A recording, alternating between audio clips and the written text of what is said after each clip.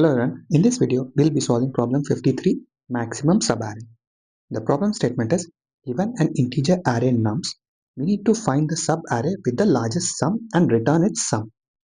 In example number 1, with this as our input, the largest sum of the subarray is 6, which starts from 4 and ends at 1.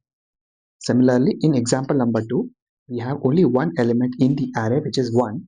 So the largest sum is going to be 1, as all of the elements in the array can also be considered as part of a subarray. I hope you were able to understand the problem statement. It is very easy and straightforward. So let's switch to whiteboard and discuss how we can solve this problem. Let's take this as our example. The simplest way to solve any problem is to use a brute force approach, where we'll try to identify all possible combinations of subarray, record its sum, and then compare it with the max sum. This max sum will be updated only when the temporary sum that we calculated for any of the subarray is greater. After we have iterated through all of the possible combinations in the given array, we'll return the maximum sum as our output. Let's do a couple of simulations to understand this approach better. We'll begin with the starting pointer pointing at index 0, while the ending pointer will be pointing at index 1, that is start plus 1. With these two values, our subarray would have 5 and 4 in it. The total sum is going to be 9. We'll compare it with the max value, which will be 0 by default. So between the two, as 9 is greater, we'll save 9 into this max value variable. Moving on, the starting index will stay the same and we'll only be updating the ending index until it reaches the last element in the array. So the next element is 2. My subarray will have 5, 4 and minus 1. The total is 8. As 8 is smaller, I will not save it in the max variable. Moving on by incrementing the end pointer to 3, the values will be 5, 4, minus 1 and minus 7. The total is 1. Again, it is smaller, so I will not update the max variable. Once we go through the combination of the starting index as 0 and the last index as 4, we'll then increment our start pointer to 1 and the end pointer will always be greater than 1, so 2. And we'll try the same combination. So this time it's going to be 4 and minus 1. Take the sum, which is 3, compare it to the maximum, and then if it is greater, we'll save it. We'll continue to build all possible combinations of the subarray to calculate the maximum. With this solution, our time complexity is O of n square, where n is the number of elements in the input array. This is because we are running nested loops to identify all possible combinations of the subarray, calculate its corresponding sum, and compare it with the maximum sum to get the best results. While the space complexity is O of 1, as we are only using couple of variables to record the temporary sum of the subarray and then one variable to record the maximum sum that will be returned as the output. As the time complexity of this approach is very high, let's discuss if there is an optimized solution available. Before we directly jump into how to solve this problem, I would like to discuss a couple of concepts that will help us derive that solution. Let's say I have two numbers, 2 and 5. Let's assume 2 is the sum of few numbers in an existing subarray. We need to decide if we should include the next number, that is 5, to the existing subarray. If I include 5 into the subarray, the total will be 7. As 7 is greater than the original subarray total, which is 2, it makes sense to include 5 in the subarray. Now this is a positive case. Now let's discuss a different negative case. Let's assume the subarray total is 5 and the new number is minus 1. The sum of these two numbers is going to be 4, which is actually lower than the original subarray total. So it does not make sense to include minus 1 into the existing subarray and lower the total. So far the scenario that we looked at, the original subarray totals are positive. Now let's take a third scenario where these original numbers are negative. Now let's say my subarray total is minus 4 and the next number is 6. So if I add these two together, the sum will be 2. If I compare this with the original subarray, the value is greater. So it makes sense to include 6 into the existing subarray. But if we compare 6 with the new total, 6 is greater.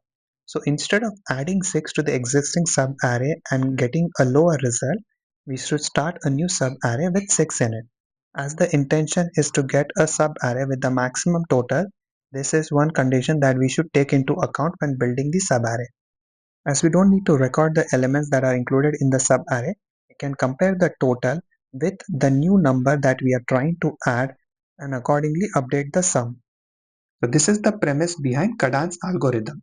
We will keep a running score of the total of the subarray and compare it with the next number that we are trying to add. If the sum is greater than the new number that we are trying to add, we will include the new number into the existing subarray, or else start a new subarray with the new number as the first element. Let's run a short simulation of Kadane's algorithm on the input and verify the results. So in Kadane's algorithm, we'll use two variables. Temp sum will hold the value of the subarray that we are trying to build, while the maximum sum will hold the sum of the maximum subarray that we encounter during the iteration. We'll set the temporary sum and the max sum to the first element in the array, assuming that we have a subarray with the first element in it. Incrementing our pointer to the next element, that is 4. We'll use the formula that we discussed earlier, where we'll compare 4 with the sum of 4 and the existing subarray total, that is temp sum. As temporary subarray sum value is 5, the sum will be 9. After comparing 4 and 9, as 9 is greater, it makes sense to include 4 in the existing subarray. So we will update the temporary sum and the max sum to the new values, which is 9. Moving on to the next element, minus 1. We'll repeat the same cycle of comparing minus 1 with the sum of minus 1 with temp sum. RHS value will be 8 as temp sum is 9. Between the two, as 8 is greater, 8 will be our new temporary sum, but because it is smaller than the maximum sum, we will not update it. Moving on to the next element, that is minus 1. On the left hand side, I'll have minus 1, and on the right hand side, it will be minus 1 plus 9, which is the temporary sum. Between 8 and minus 1, as 8 is greater, this should be saved in the temporary sum. The new value will be 8, and between 8 and 9, as 9 is greater, we will not update maximum sum. Next value is minus 6. Minus 6 on the left hand side and minus 6 for temporary sum. Minus 6 plus 8, the result is 2. And between minus 6 and 2, 2 is greater. So we'll save 2 in the temporary sum variable. And between 2 and 9, 9 is greater. So we'll not update the maximum sum variable. Moving on to the next element, which is 8. So in the table, we'll have 8 on the left hand side, 8 plus temporary sum. So 8 plus 2, total is 10. Between 8 and 10, as 10 is greater, this will be our new temporary sum. And between 10 and 9, 10 is greater, so we'll replace maximum sum with 10. As we are done with the iteration, at the end we can return maximum sum as our output. With this solution, our time complexity is O of n, where n is the number of elements in the input array. As we are running the iteration only once, the time complexity is O of n, while the space complexity is O of 1, that is constant space, because we are using these two variables to record the temporary sum of the subarray and the maximum sum. I hope you are able to understand how Kadane's algorithm worked and how it was helpful in solving the problem. Let me show you how we can implement the very same solution using C#. In this C# implementation, I have initialized two variables, best sum and the current sum, setting the default to the first value in the array. After that, I am starting a for loop to iterate through all of the elements, starting with I is equal to 1. Inside the loop, I am using the math.max operation to compare the current value that the I is pointing with the combination of current sum and the number. Between the two, whichever is higher is going to be saved back into this current sum variable, and then I'm using that to compare against the best sum, and whichever is higher is saved into this best sum variable. Once the for loop is complete, I'm returning best sum as the output. This code, when submitted on LeetCode, beats 8% of the submissions in terms of runtime and nearly 95% in terms of memory.